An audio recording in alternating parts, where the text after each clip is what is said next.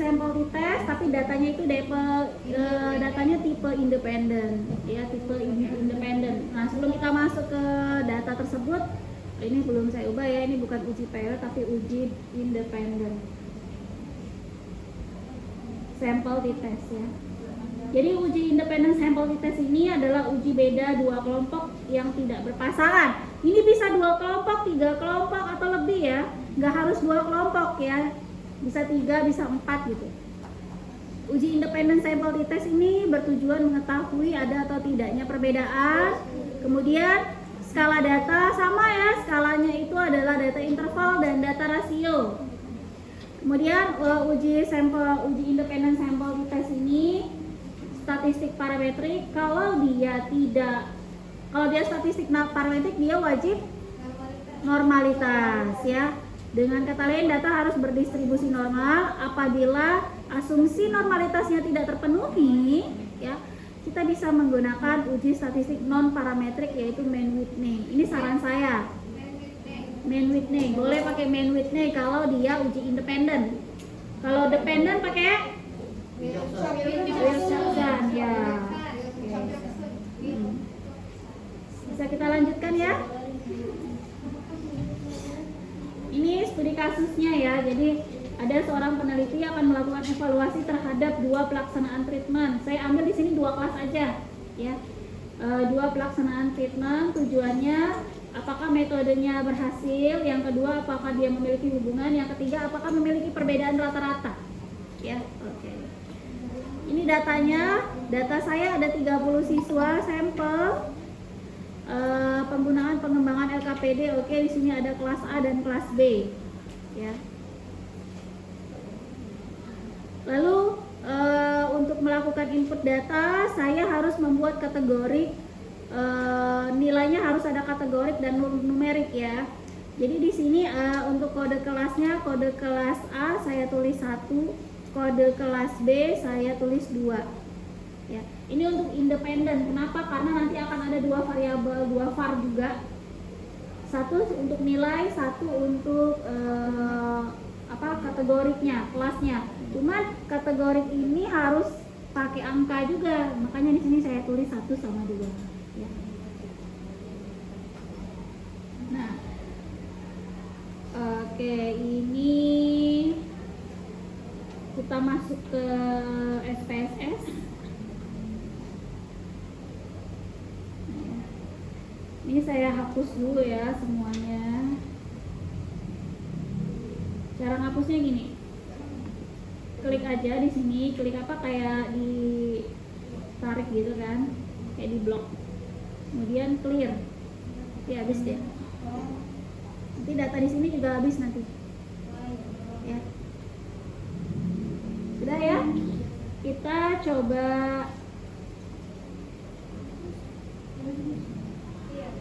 masuk ke SPSS. Di sini ada caranya nih ya. Saya udah tuliskan di sini untuk melakukan input data, maka datanya harus dibagi jadi 2 bentuk. Di sini udah saya buat ya. Ini hasil belajar, ini sebenarnya bukan tes post-tes.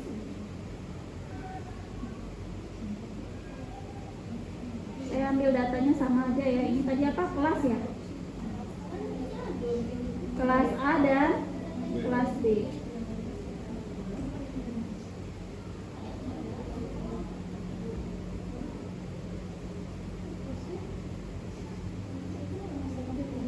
Data kelas A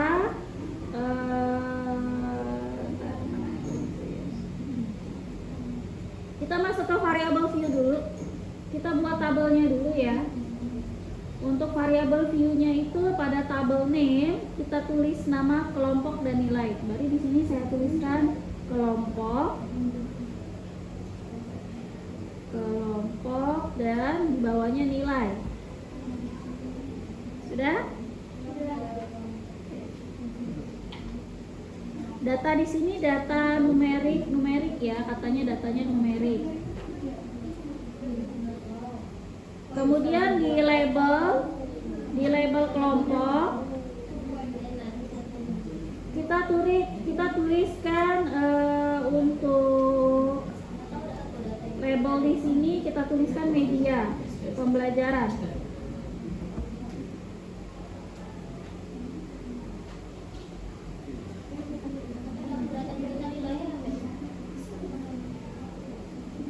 Sudah? Datanya enggak, nanti dulu. Nanti dulu datanya kan kehapus sudah kan? Oke, nanti dulu kita buat pengelompokan dulu ya. Di labelnya media pembelajaran yang di atasnya nggak ada. Kemudian di sini ada value. Value untuk baris kolom. Ini kita tuliskan value 1. Ya. Labelnya di sini misalnya media A. Value itu tadi penamaan tadi ada 1 ada 2 kan? Karena saya menggunakan LKPD atau media, jadi saya buat media 1, media 2. Untuk kelas A media A, untuk kelas B media B gitu loh maksudnya ya. Jadi untuk value untuk kelas yang nomor 1 saya tulis media A add di sini. Untuk saya punya 2 kan tadi ya. Labelnya saya tulis di sini media B. Saya tulis add. Sudah?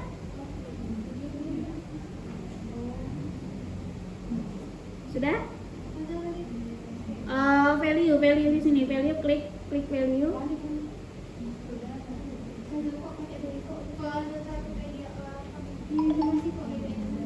Apa? Ya ini 1 memang. Labelnya di sini cuma 1. Ya.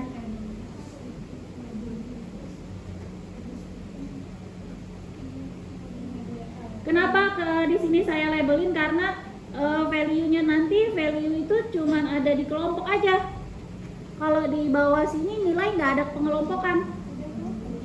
Jadi labelnya itu cuma dinilai, kalau untuk label cuma nilai, kalau untuk kelompok cuma di value aja. Sudah? Jadi nanti di bawah sini non ya, nggak ada. Sudah?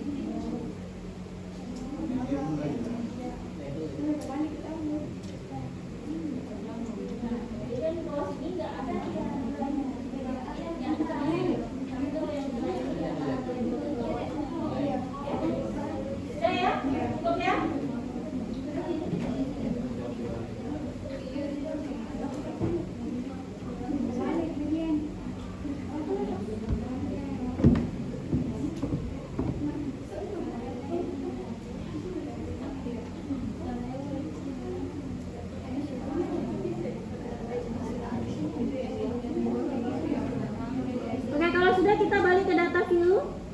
Di sini ada udah tertulis sendiri ada kelompok sama nilai. Ya. Nah, kita buka Excel kita tadi, nggak apa-apa pakai data kalian aja, ya. Data kalian aja yang tadi dipakai aja. Untuk kelompok saya ambil 1, saya pindahin ke sini untuk kelompok.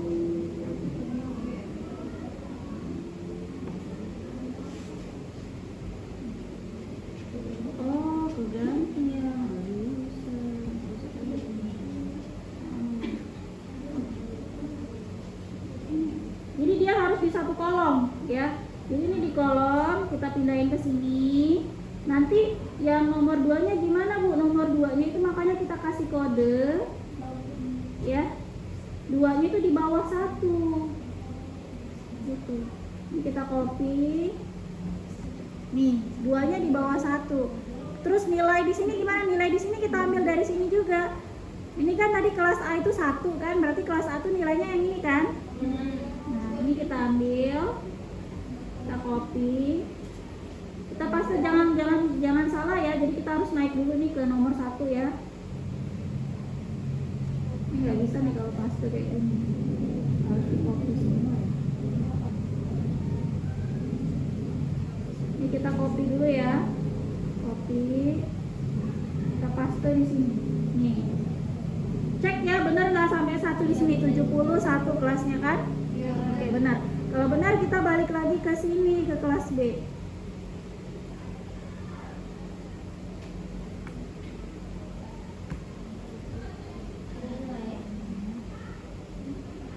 Kita blok.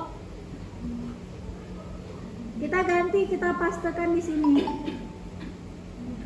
Nah.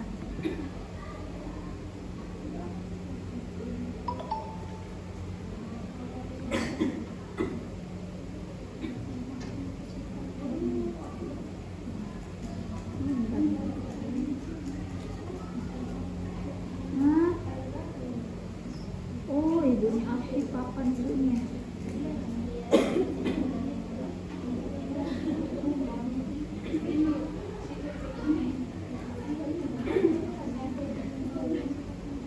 Pastes ya. Jadi di sini 80 nih, bener ya datanya 80 kelas 2 ya. Sudah? Oke. Iya, buat dulu satu kopi aja, drag aja ke bawah. Bisa nggak? Atau kopi aja.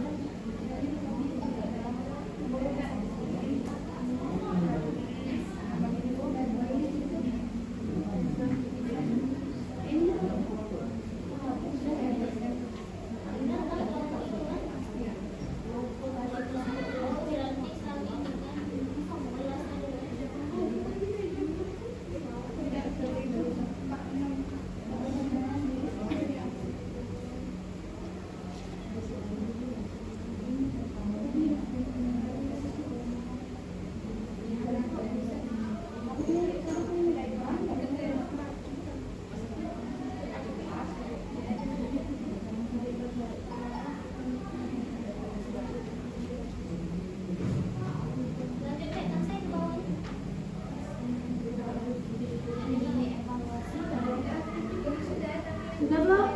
Sudah. Sudah ya? Nah, kalau sudah, ada data kelompok, ada data nilai. Kita cek variable view. Oke, sudah semua. Sekarang kita lihat di sini. Pertama kita harus uji normalitas dulu. Datanya harus uji normalitas dulu. Langkah-langkahnya adalah sama kayak tadi, ya. Analyze, ada descriptive statistik, ada explore. Nah, di sini ada dependent, ada factor list. Kalau tadi kan kita masukin ke dependent semua ya. Nah, kali ini beda. Kali ini untuk data yang 1 2 tadi, yang data kelompok tadi ya, kita masukkan ke factor list. Kemudian untuk media ya.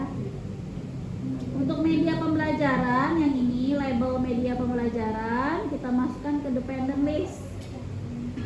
Sudah? Sudah. Oke. Kalau sudah, pilih plots, kemudian checklist normality. Pilih plots, cek normality plots with testnya.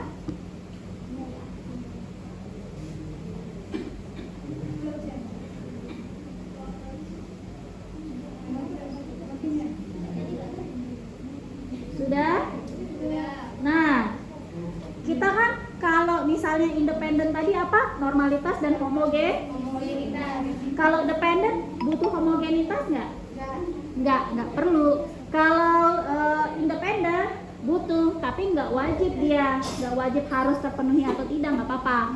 Nah, caranya gimana? Ini bisa sekaligus. Satu untuk normalitas yang di atas, kemudian kamu klik lagi yang di bawah ada power estimation. Nah, itu adalah Levin test ini nih. Ya. Ini homogenitas, ini normalitasnya, ini homogenitas. Kemarin saya udah kasih tahu rumus homogenitas kan? Homogenitas itu ada 4 atau ada 3 ya? 1 ada Hartley, 2 Bartlett, 3 Levin, oke, 4 ya, Lilliefors masuk mana? Iya, Lilliefors, Kolmogorov masuk normal. Jadi ada 3 rumus. Nah, rumus yang di sini ini adalah rumus Levin. Kenapa saya pilih Levin? 1. Sebenarnya yang dipilih itu ada 2 ya, Levin sama Bartlett. Kemarin saya bilang ya. Kalau Hartley itu datanya sedikit, sampelnya minimal berapa kemarin? 10 ya. Pokoknya datanya sedikit boleh pakai Hartley, tapi kalau datanya banyak nggak bisa lagi pakai Hartley. 1. Yang kedua, Levin ini yang paling sering dipakai. Kenapa? Karena dia bisa untuk sampel yang banyak, bisa juga sampel untuk yang sedikit, yaitu Levin. Kemudian kenapa ada Bartlett? Saya pilih kemarin Bartlett karena Bartlett itu khusus untuk sampel yang bisa lebih dari 3, bisa lebih dari 4, dia bisa 4. Kalau Levin dia nggak bisa lagi kalau 4. Ya Levin itu bisanya 2, 3 nggak tahu bisa masuk nggak rasanya. 2 dia bisa Levin, tapi untuk jumlah sampel mau banyak mau dikit nggak masalah. Paham nggak maksudnya? Kalau sampel itu kan jumlah siswanya ya. Nah, jumlah siswanya itu bisa dipakai yang sedikit atau banyak.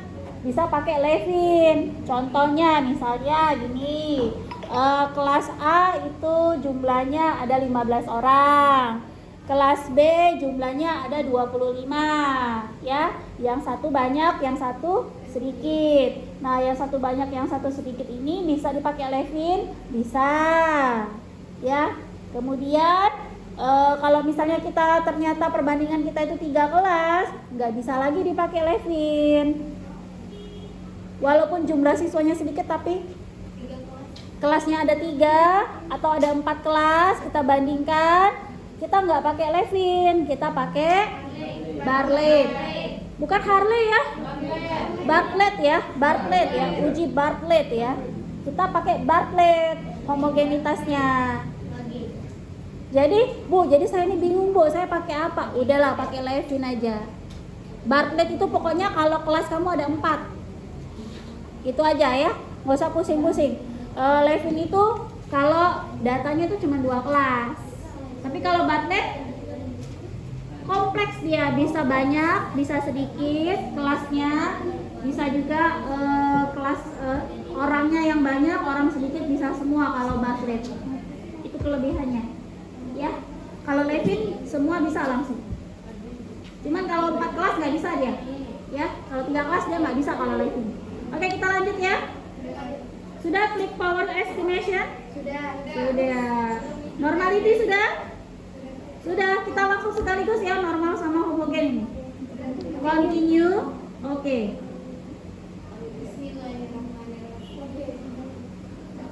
Ya, ini dia explore-nya. Ada kelompok, ada media pembelajarannya, hasilnya bagaimana ya. Oke. Ini yang atas tadi. Sekarang bagaimana cara membacanya? Oke, kita baca nih. Lihat nih, di sini ada tabel. Ini kita dari atas dulu ya, kelompok ya. Nah, di sini kan ada media pembelajaran, ada media A sama media B, jumlah N-nya sama ya, 30 ya. Oke. Kemudian deskriptifnya di sini juga ada untuk kelas yang menggunakan kelompok media A. Ya, kemudian ada kelompok media B ya, ada media. Sebenarnya dari tabel ini kamu bisa buat kalimat pada buat cerita lah. Dari tabel kamu terjemahkan ke cerita, ada meannya sekian, jumlahnya sekian, standar deviasinya sekian, medianya sekian, variansnya sekian. Di sini ada semua nih. Kita nggak usah ngitung lagi, ya. Lalu mana Bu sebenarnya tabel yang dilihat ini? Test of normality sama test of homogeneity, ya. Langsung dua. Normal nggak dia? Kita cek 0,05. Kalau lebih dari dia baru normal. Kalau kurang dari dia tidak normal. Normal semua ini ya. Oke. Checklist ya normalitas. Sekarang homogen. Kita lihat homogennya. Yang dilihat itu yang mana Bu? Tidak ada nilai signifikannya. Ini semua signifikannya ada 4. Oke. Yang dilihat itu adalah yang base of mean. Rata-ratanya. Ini kan base of median, ya kan? Yang ini base of median with adjust DF ya, oke. Yang di sini base of treatment, ini saya nggak paham ya, saya belum mempelajari yang bagian bawah. Tapi yang dipakai yang di atas. Kita tunggu azan dulu ya sebentar ya. Nah, gawat nih ini ya Allah.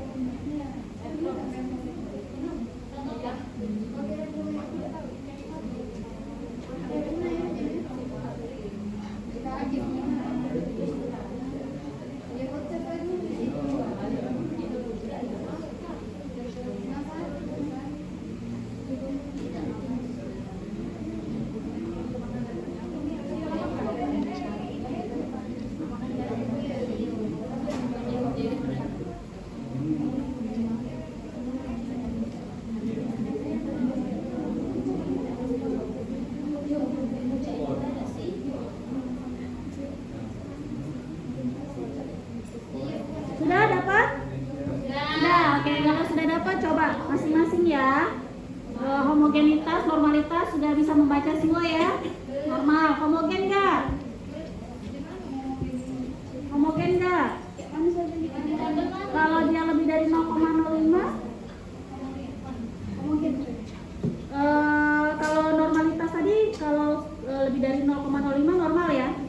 Homogen juga sama. Kalau lebih dari 0,05 dia homogen, normal. Homogen. Kalau dia kurang dia tidak homogen. Sudah dicek?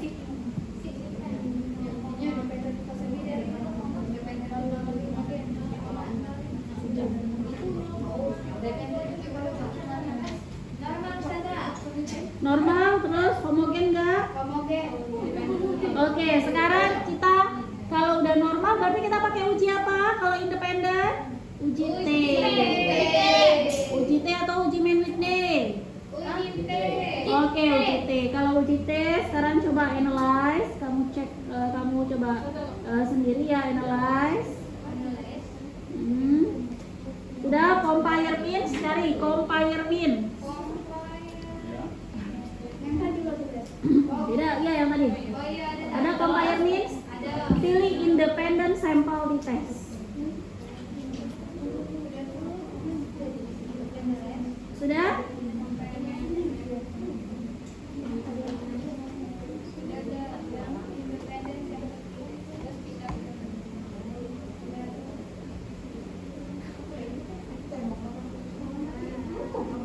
Analyze, compare means, kemudian independent sample t-test. Untuk kelompok kita masukin ke grouping variable. Untuk media pembelajaran kita masukkan ke test variable. Kemudian kita pilih oke. Actually 95% ya, 5% ya berarti. Kita pilih oke. Oh enggak. Sorry. Ini kita yang kelompok ini kita define grup dulu. Grup 1 itu tadi apa? Media ya, media A. Oh, grup 1, grup 2, oke. Ya, 1 sama 2. Oke, continue. Sudah continue? Oke, kalau sudah kita tinggal oke. Keluar nanti dia. Ini independent sample di tes. Ya. Ya.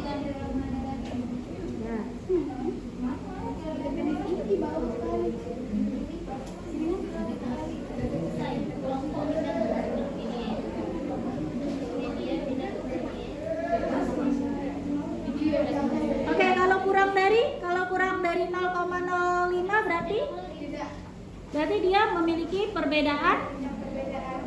Kalau dia kurang dari 0,05 berarti dia memiliki perbedaan rata-rata dari mana itu ya, dari pembuktian ini, pengambilan keputusan independen. Kalau kurang dari maka terdapat perbedaan. Kalau dia lebih dari tidak terdapat perbedaan. Dari sini kita buatnya. Selesai. Ya. Ada yang mau ditanya sampai di sini? 0,02 masih dikurang 0,05. 0,02 kan? 0,02. Mana ya spidol tadi ya? Aduh, gimana ibu tuh naruh spidol tadi? Ya 0,02 ya. 0,02 0,05 lebih kecil. Di sini nilai 0. Di sini 0,01. 0,03. Berarti lebih Kecil. Ya. Kalau dia lebih kecil, berarti kan ini lebih kecil ya, kurang dari 0,05. Berarti dia memiliki perbedaan. Wah, bagus itu kalau dia udah ada nilainya, tapi biasanya kebanyakan 0,00 di sini dia. Ya, oke, jelas kan? Bisa ya? Nah, katanya tadi mau ujian. Ya, ujian ya, jam 1 ya? Sudah, oke kalau gitu. Saya minta untuk tugasnya nanti saya minta 1 orang buat buat satu penelitian, terserah penelitiannya apa. Untuk main witness sama sama uji Wilcoxon ini kan sebenarnya pengganti uji T ya. Tapi kita kan belum belajar nih. Saya kasih ini aja. Boleh saya kasih? Enggak, saya kasih videonya aja ya. Saya sarankan video yang mana yang dipakai atau mana gitu ya. Oke, tinggal kamu buat penelitian kamu judulnya apa, kayak yang saya tadi. Saya punya studi kasus tadi kan. Saya punya studi kasus ya, kasusnya ini, kemudian saya punya rumusan masalah. Silakan dibuat rumusan masalahnya. Terserah kamu mau dependen atau independen. Ya, data kamu independen atau dependen. Bu, saya mau coba pakai Bartlett. Kalau kamu homogenitas pakai Bartlett, data harus 4 kelompok, 4 kelas. Nggak apa-apa, malahan itu membuat saya tertarik ya, karena kamu bisa ada sesuatu yang baru dari kamu gitu. Tanpa, kalau saya kan cuma panduan aja nih, ya kan, saya cuma panduan. Kalau kamu mau buat sesuatu yang baru, karena Bartlett kan nggak saya contohin, kita berbatas waktu ya, nggak jadi masalah, nggak apa-apa kalau mau kamu coba pakai Bartlett ya. Kemudian kamu mau coba pakai uji Wilcoxon, fine, nggak jadi masalah. Kamu mau coba pakai main witness, kalau kamu sudah paham, oke. Ya, jadi nggak jadi masalah, terserah. Yang pasti saya mau ada studi kasus cukup 1 penelitian aja. Saya cuma mau minta data mentah kayak tadi aja.